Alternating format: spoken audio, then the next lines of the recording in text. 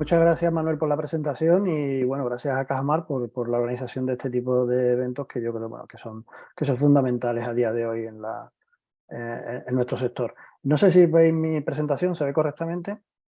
La vemos, La perfecto. veis, ¿no? Bueno, pues simplemente, como decía Manuel, bueno, catedrático en la Universidad de Sevilla, en la Escuela Técnica Superior de Ingeniería Agronómica, y bueno, pues la idea un poco cuando me propusieron una intervención como esta era, bueno, pues abordar algunas de las técnicas de agricultura de precisión que se han abordado en estos últimos años, tanto a nivel de investigación como algunas de ellas a nivel más comercial, y bueno, después algunos matices que aunque no sean específicamente de la producción de cereal, estas hay técnicas que, bueno, que son muy transversales y a veces, bueno, pues ocurre que pueden ser tanto o más interesantes para otros cultivos y se puede compartir, ¿no?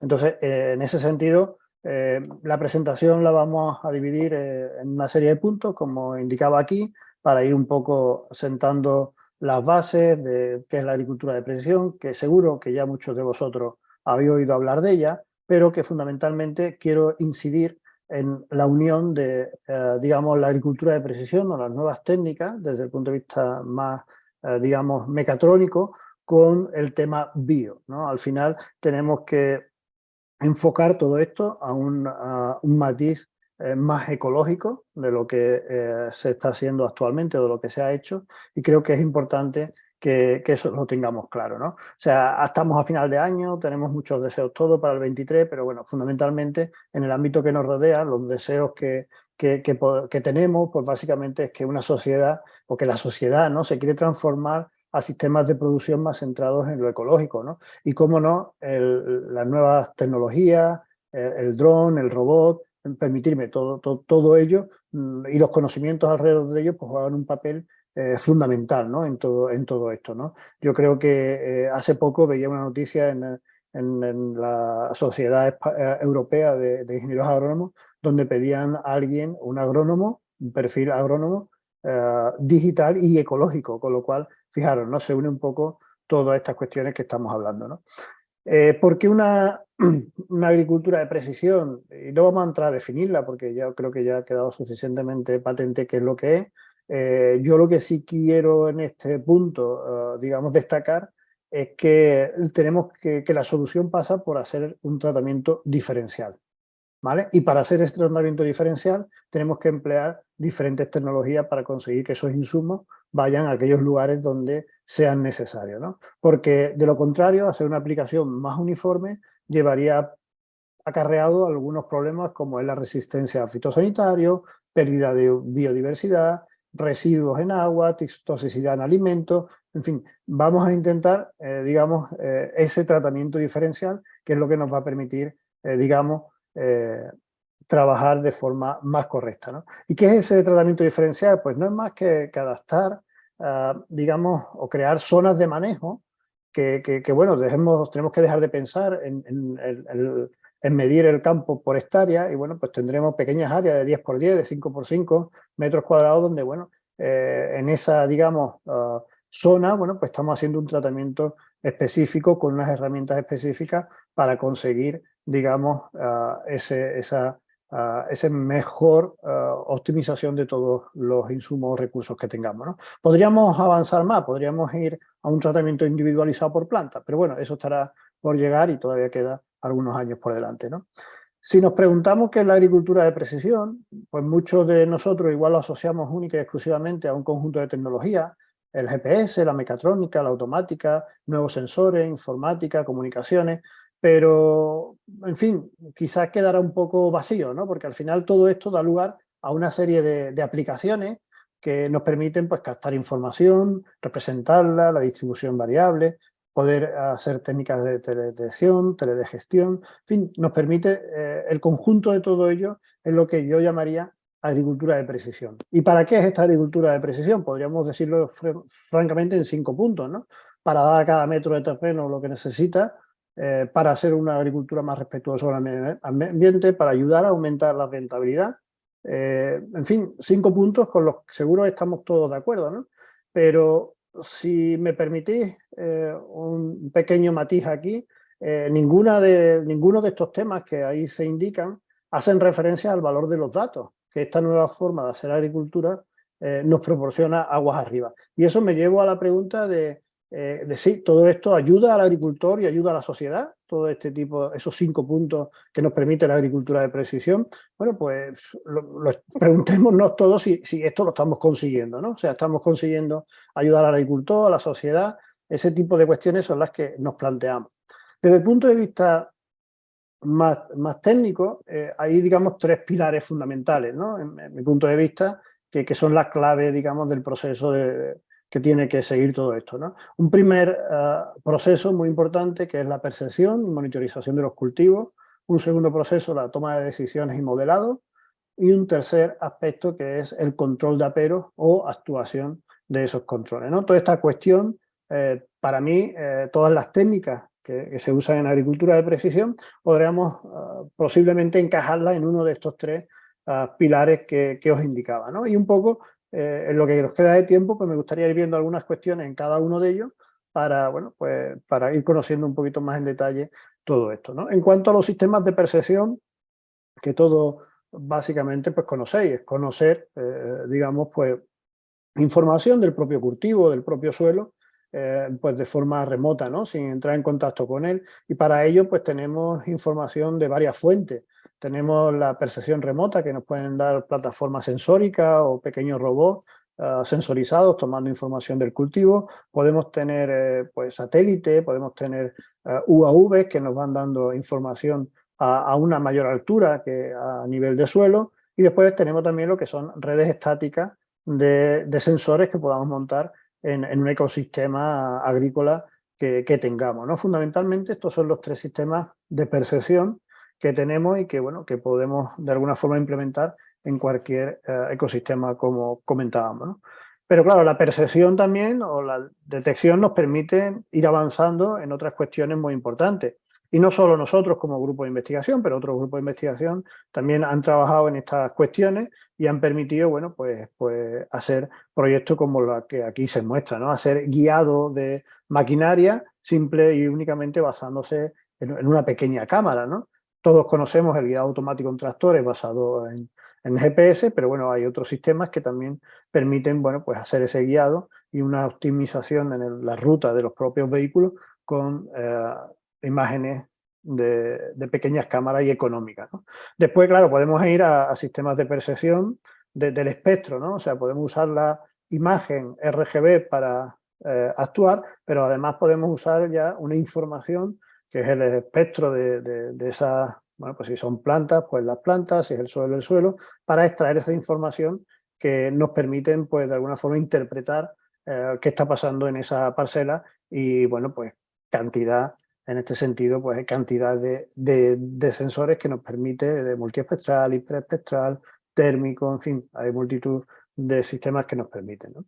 Pero un poco, ¿qué es el objetivo? ¿Cuál es el objetivo de este reconocimiento? ¿Cuál es el objetivo de la monitorización avanzada del cultivo?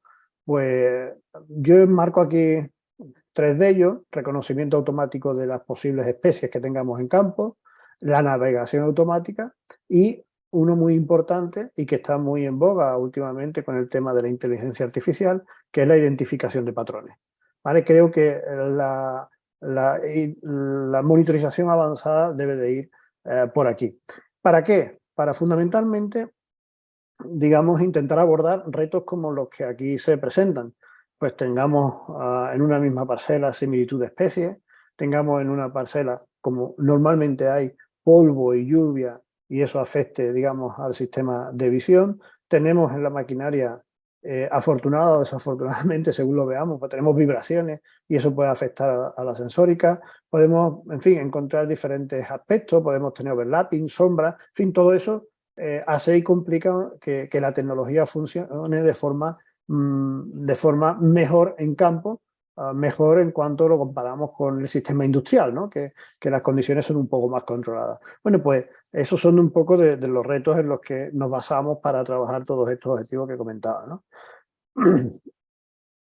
Por supuesto que las plataformas aéreas han dado un paso importante y ahora, bueno, estamos en un proyecto GoFitoDrone donde estamos intentando bueno, que AESA cree un escenario específico para el dron aplicador y, bueno, pues no solo como monitorización de cultivos, sino también como máquina de aplicación. se está trabajando en ello, pero bueno, que nos permite esa, digamos, monitorización del cultivo a una mayor altura y que, bueno, pues la reducción de tiempos, de obtención de datos, podemos pasar de días a minutos, ¿no? Con trabajos de este tipo.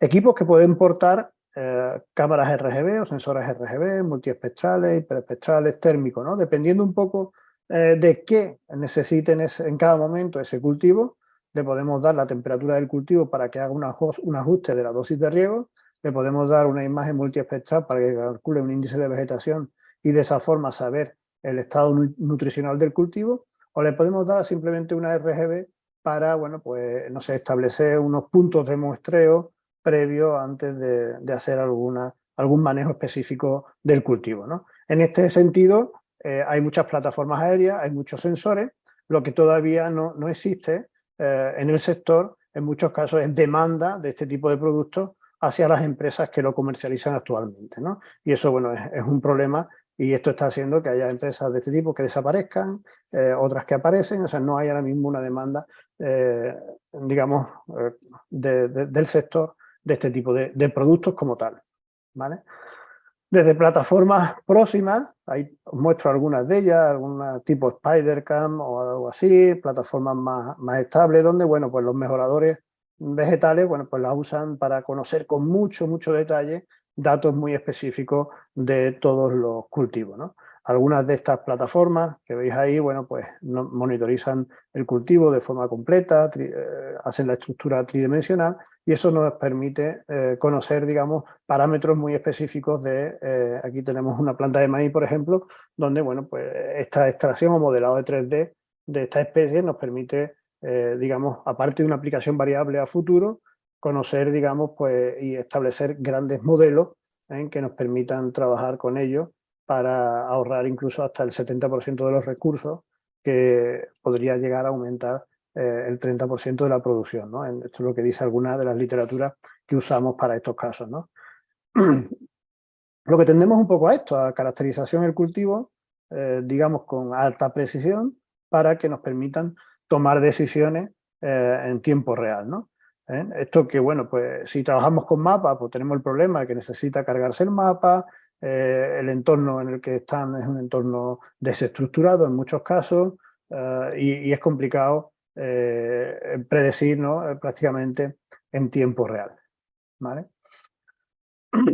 Si nos centramos un poquito en algo un poquito más diferente y también que se está viendo alguna cosa ya a nivel comercial también, ¿no? Creo que a nivel mundial son 3 empresas las que comercializan robots para el sector agrícola, pero ya lo comercializan más caro, más barato, para unas determinadas operaciones, para otras, pero empiezan a comercializar ya equipos, bueno, que hasta hace menos de un par de años no había comercialmente muchos equipos de estos, ¿no? Entonces, bueno, ya empieza a verse estas plataformas trabajando en campo para determinadas cuestiones, ¿no? ¿Qué es lo importante? Tanto si se hace de forma más autónoma como si se hace de forma más convencional, con un vehículo más convencional. Pues lo importante es que seamos capaces de al menos abonado variable, pulverización variable, tratamiento de mala hierba de forma individualizada o en rodales de mala hierba, poda selectiva. O sea, lo veníamos diciendo antes, todo lo que sea un tratamiento diferencial es lo que va a cobrar importancia para, bueno, pues, ¿por qué? Porque realmente existe ahora mismo un abanico de herramientas que el agricultor tiene sobre la mesa que le permite ya de forma muy rápida hacer todo este tipo de aplicaciones, ¿no? ¿Mm?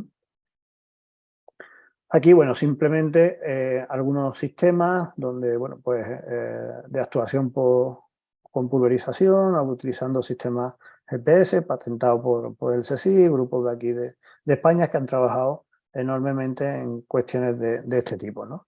Donde, bueno, antes aplicábamos un tratamiento uniforme en una barra como esta de 24 metros y ahora, bueno, pues está sectorizada y va tratando de forma, digamos, sectorial en cada una de las zonas de la parcela, ¿no? Hay, como os decía antes, tratamiento mucho más individualizado, donde detectamos dónde se encuentra la mala hierba, la discriminamos con respecto al cultivo y ponemos únicamente herbicida a través de un micropulverizador, ponemos solo herbicida allí donde hay mala hierba, ¿no? Estos son conceptos que se vienen trabajando desde hace tiempo, no es nada nuevo, pero que ahora ya empieza a haber algunos equipos más o menos comerciales que se pueden ir incorporando al sector que tenemos, ¿no? Pulverizadores inteligentes como este que desarrollamos aquí en la universidad, donde, bueno, pues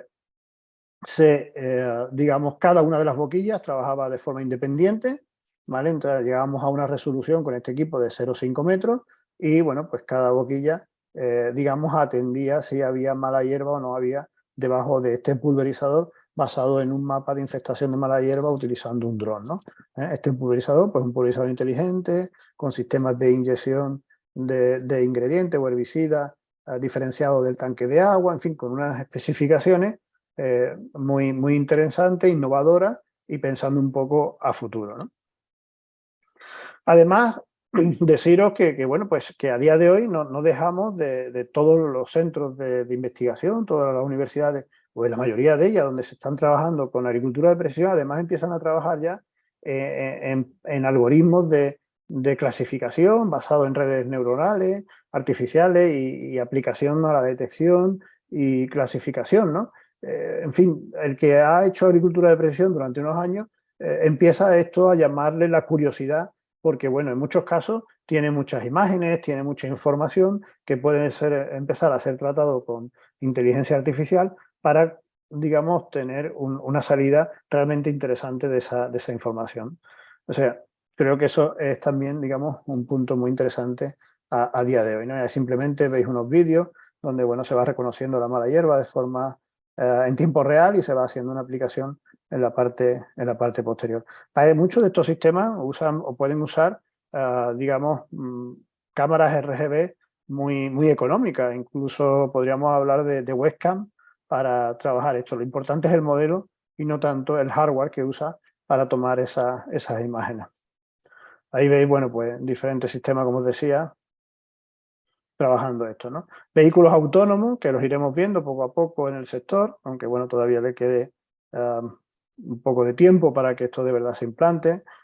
Sistemas como estos, ¿no? Donde podemos convertir un tractor, digamos, convencional en un tractor robótico, gracias a la tecnología que tenemos hoy en día, o podemos ir a sistemas multirobot, pero con robots, digamos, creados el proceso para el uso en sistemas agrícolas, ¿no? Esto tiene sus ventajas y sus inconvenientes. O sea, podemos hablar de que los tractores no se pueden encontrar coordinados, que tienen cierta adaptabilidad, reemplazabilidad en caso de que alguno falle, simulación. O sea, este es el concepto de ir a pequeñas flotas de tractores en lugar de ir a un tractor muy grande como pueden ser lo que ocurre en otros modelos agrícolas, ¿no? Claro, los inconvenientes que tenemos, pues costes, estandarización, seguimiento online, interconectividad, en fin, todo ese tipo de cuestiones hay que ir fijándolas bien para que, bueno, pues estos robots trabajen en campo de forma apropiada, ¿no? Aquí, bueno, pues veis uno de los tractores que modificamos en su momento, totalmente robótico, con el pulverizador inteligente que antes os mostraba, donde, bueno, pues simplemente abría boquillas allí donde se encontraba la mala hierba en esa parcela de trigo que veis ahí, evitando, digamos, eliminando solo la mala hierba en ese pequeño rodal, ¿no? Un tractor que de forma síncrona va trabajando con otros tractores en campo y entendiéndose entre unos y otros para hacer una labor lo más económica posible, precisa, en fin, entenderme, lo más sostenible posible desde el punto de vista de la propia aplicación, ¿no? No dejan de ser, digamos, equipos prototípicos, ¿vale? Pero que es un poco la línea que se está siguiendo, ¿no? Autonomía, movilidad, coste, vibraciones, en fin, un poco las cuestiones o ventajas inconvenientes que ya hablábamos anteriormente. Equipos como este, que es un concepto totalmente diferente, donde ya no hay aplicación de herbicida para eliminar la mala hierba, sino que la eliminamos de forma mecánica, pero con una precisión de 2 centímetros, donde una cuchilla o un cultivador, como este que veis aquí, elimina la mala hierba existente entre planta de tomate y planta de tomate, en este caso, y que, como podéis ver en un vídeo como este, ¿no? Va de forma muy precisa y atendiendo a qué coordenadas se encuentra cada una de las plantas de tomate, eliminando la planta de mala hierba entre planta de tomate y planta de tomate. Cuchilla 2-3 centímetros por debajo del suelo, eliminando todo lo que hay entre planta y planta. Es, digamos, bueno, no es tratamiento uniforme, no es tratamiento individualizado por mala hierba, sino es un tratamiento mecánico, como se ha hecho muchas veces, pero usando una precisión muy interesante y, por supuesto, una tecnología acorde con los tiempos en los que estamos, ¿no? Vehículo conectado, cada día más localización en tiempo real, rutas, tareas, implemento controlado, reportes automáticos, geofencing, en fin, la tecnología nos está ayudando a que todo esto se vaya normalizando un poco más. Hay un aspecto clave en todo esto, que es la estimación de la producción, que yo creo que es muy importante y en muchos sectores es un valor muy demandado por otras instituciones o otras empresas aguas arriba dentro del sector agrícola, ¿no? Se me estoy ocurriendo, o sea, veis ahí una imagen de naranja, bueno, pues hay cooperativas que quieren conocer con antelación cuánto es la producción de esa naranja, ¿no? Hay industrias del tomate que necesitan saber o quieren saber, digamos, los kilogramos por metro cuadrado que están viniendo de tomate de una determinada parcela, si están más verdes, si están más rojos, en fin, toda esa información a día de hoy con monitores de rendimiento montados en cosechadoras como esta, es una información muy, muy útil, ¿no? que se le está dando valor, ¿no?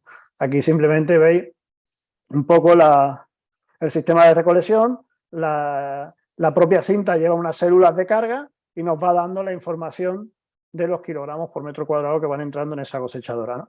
Algo parecido ocurre en un sistema como este, donde la cosechadora de olivar superintensivo va monitorizando, en este caso de forma visual, lo que hace es como veis en la imagen de abajo, va detectando que es aceituna de lo que es residuo y de esa forma pues, va estimando la producción que va entrando en esa cosechadora. En fin, la estimación de la producción es un valor muy interesante para muchos actores dentro del sector agroalimentario y que la tecnología de agricultura de precisión lo hacen posible, ¿no?